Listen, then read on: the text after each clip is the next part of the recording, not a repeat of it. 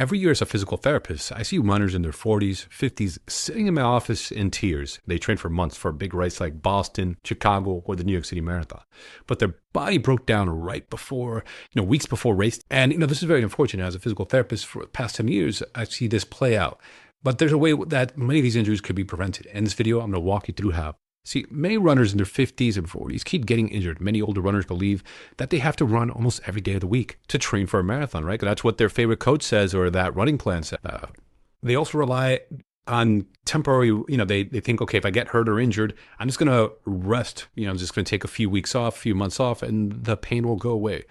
Instead, what happens is the minute they ramp up their mileage again, the pain comes back, right? Because rest is only a temporary fix to the pain. It's actually not getting rid of the pain. In some cases, some minor injuries can go away, but if it's a more serious injury, let's say like Achilles tendonitis, runner's knee, IT band syndrome, you're just going to temporarily feel good because you rested, but then you go back up onto ramping up the mileage, boom, you get hurt again. This creates the boom-bust injury cycle. That means you're feeling good, you kind of boom up your training, and then bust. You get injured again. So you rest, feel better, ramp up mileage. And this happens every training block. I see these runners, the same recurrent injury. And the thing is, many runners think they could just run alone, right? I get it. You're busy, you're working a full-time job, but running alone shouldn't be your main form of exercise. Running is great for sure, but running alone is not a comprehensive system for the human body for movement. It's just a one-dimensional sport. You're literally just going forward.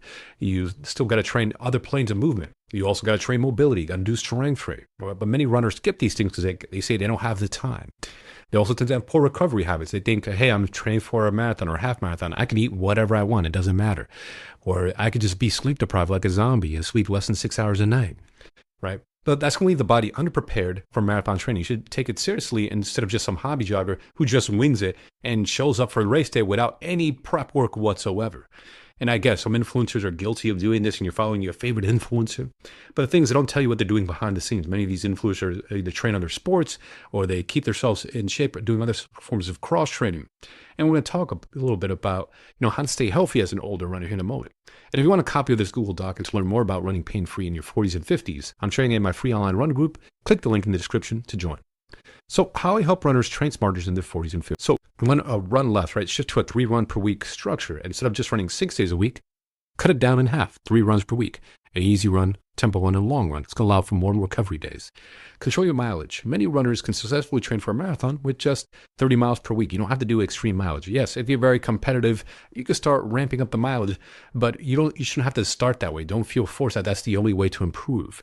And in fact, there's even been competitive runners who train just 3 days a week, and it can still ramp up pretty decent mileage with just 3 days per week and then cross-training other days of the week and still successfully complete marathons in under 3 hours or so. Strength training consistently, right? Full body strength training. I'm a big fan of strength training. And the other issue is many runners don't do this all together, or when they do it with too light of a stimulus, right? They just do air squats and call it a day. No, you want to be able to do a full body training 2 or 3 times per week, compound movements like squats, deadlifts, lunges, calf raises, hip thrusters, and core work and upper body work. When you do this type of quality full body strength training, you're going to get stronger, and it's also going to improve your running performance and decrease your risk of injury.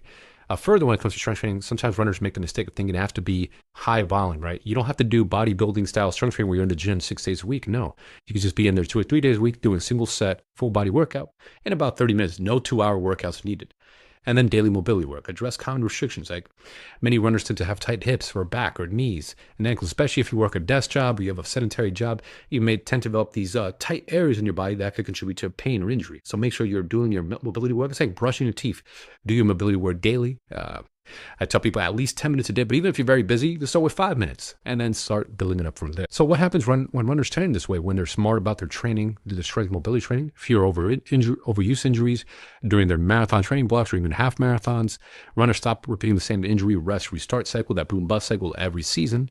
They improve durability. Their muscles tend to enjoy it. Because now they've given the tissue time to adapt, right? They're not beating it up with trying to run every single day of the week. And more consistent training blocks leading into their races right now. And they could train more regular throughout the year. It doesn't mean you have to do races every year if you don't want to, but at least you're consistent with your run training where you're not like skipping out months because you're injured all the time, right? You find it more enjoyable. It's easier to run. You can actually run with a smile on your face instead of like, this is torture, this sucks.